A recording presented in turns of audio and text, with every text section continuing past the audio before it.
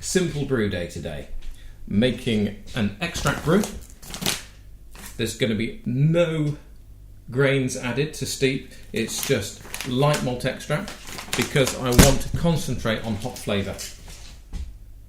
So light malt extract, Tettnang hops, some for a 60-minute boil, some for late additions at 15 minutes.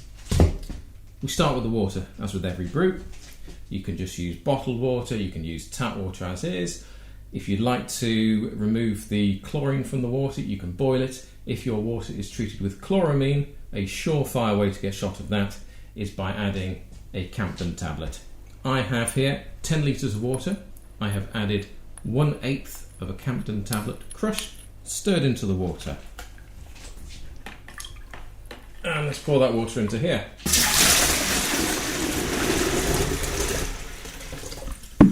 Okay.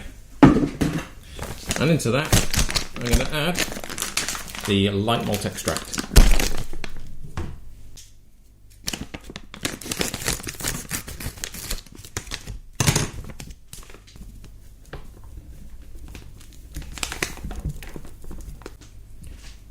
And we can then transfer that over to the hob and get a fire underneath it.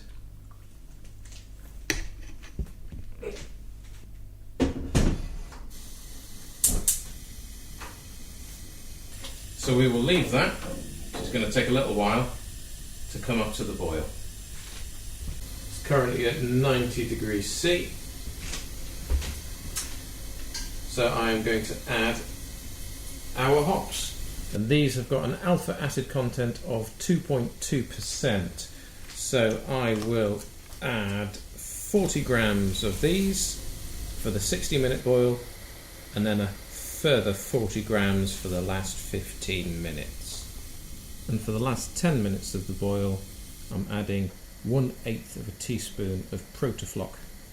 This should help precipitate out the proteins that can make the beer hazy.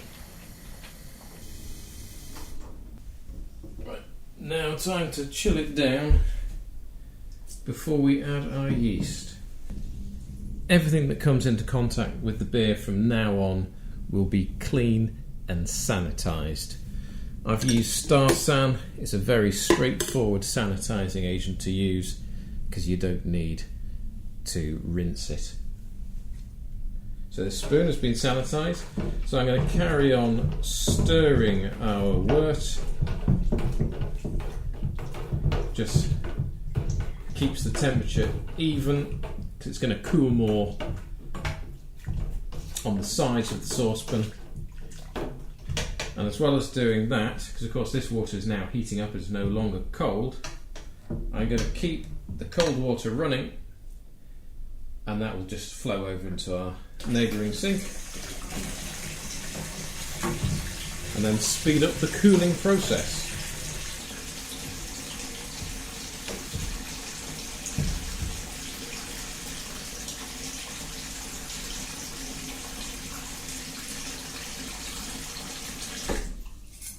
Right, that has now cooled down to 21 degrees C. So I will now transfer that to our sanitised fermenter.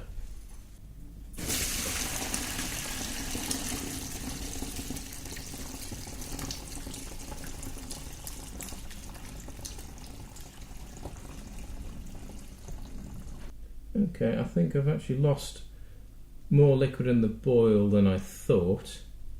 Starting with 10 litres, I thought I would lose 2 litres in the boil, bring us down to 8 litres. I think we're just a little under 8 litres. Now that original gravity is coming out at about 1.050. So the beer will just be a little bit stronger than I'd thought. No harm will come of that. She'll give that a stir. Now, as the beer was, well, as the wort was cooling down, as it got to a lower temperature, I did stir it quite energetically to aerate the wort. So I'm not going to stir that for a great deal longer now. I'm just going to add our ale yeast. which is a Mangrove Jack's MO7 Craft Series yeast British Ale.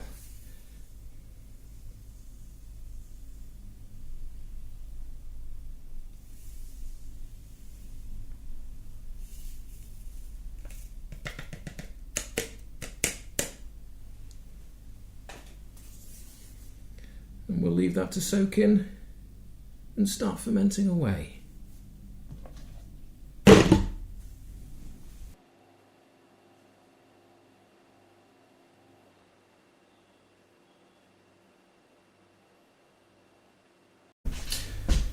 It's been over a week now, and the Tettnang brew has fermented out. The specific gravity has been stable over a few days. So now I'm going to siphon it into this bucket, add some priming sugar at a rate of 5 grams per litre.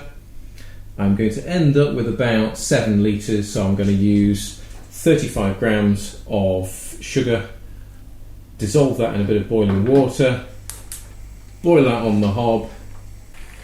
You can do it for a little bit. If you want to make sure any nasties are eradicated, boil it for about 10, maybe 15 minutes if you really want to be that scrupulous about it. So, got our siphon tubing here,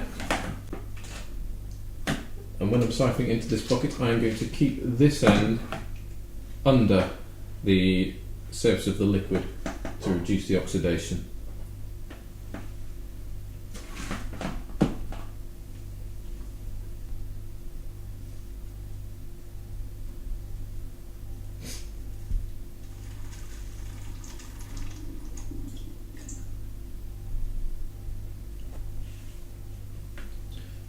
Right, so that's actually come out at 6 litres. So I could adjust our priming sugar just down to 30 grams, or I could just have a slightly higher carbonation rate. 35 grams of priming sugar went into here. And by pure chance, we've got just over 35 ml. So if I take out 5 ml, we're set. So the rest of that sugar just goes straight into there. The advantage of priming like this is that you get an even distribution of the sugar throughout, but also it saves any awkward calculations if you've got peculiar sized bottles. So I've actually got a mixture of bottles which originally had bottle conditioned beering from the Saint-Germain brewery. Some are 1 litre bottles, some are 33 centilitre bottles. But it doesn't matter the size of the bottle, because the right concentration of sugar per litre is in here, stirred in. Then we're almost ready to bottle.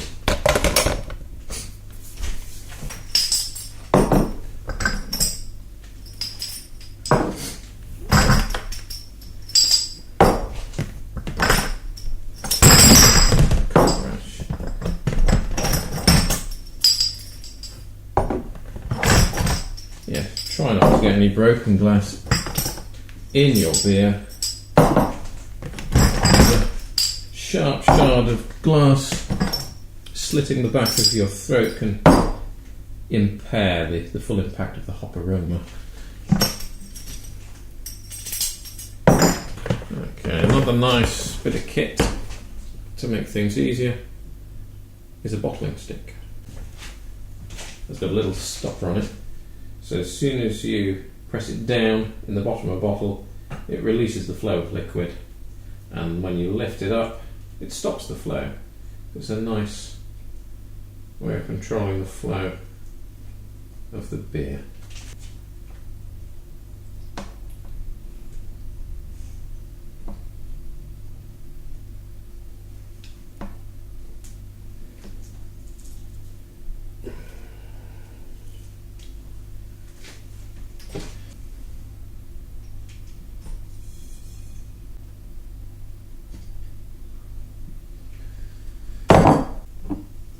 course I should have put something on the floor to catch the drips, so my wife doesn't crucify me when she comes home.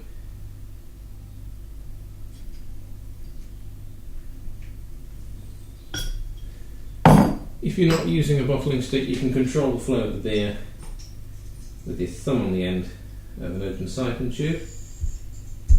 Just remember to leave an inch or so ullage of airspace at the top of the bottle.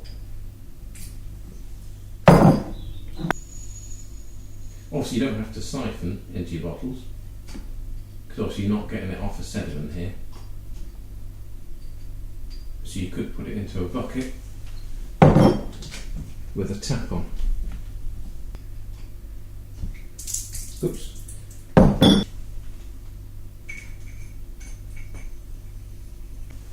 All we need to do now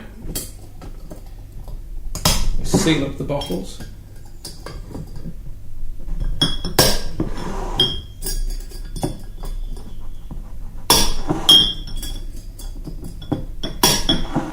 And leave them, ideally, for a couple of months to build up condition and mature.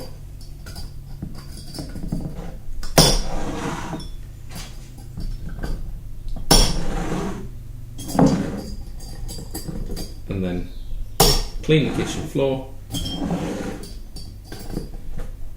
so my wife doesn't kill me.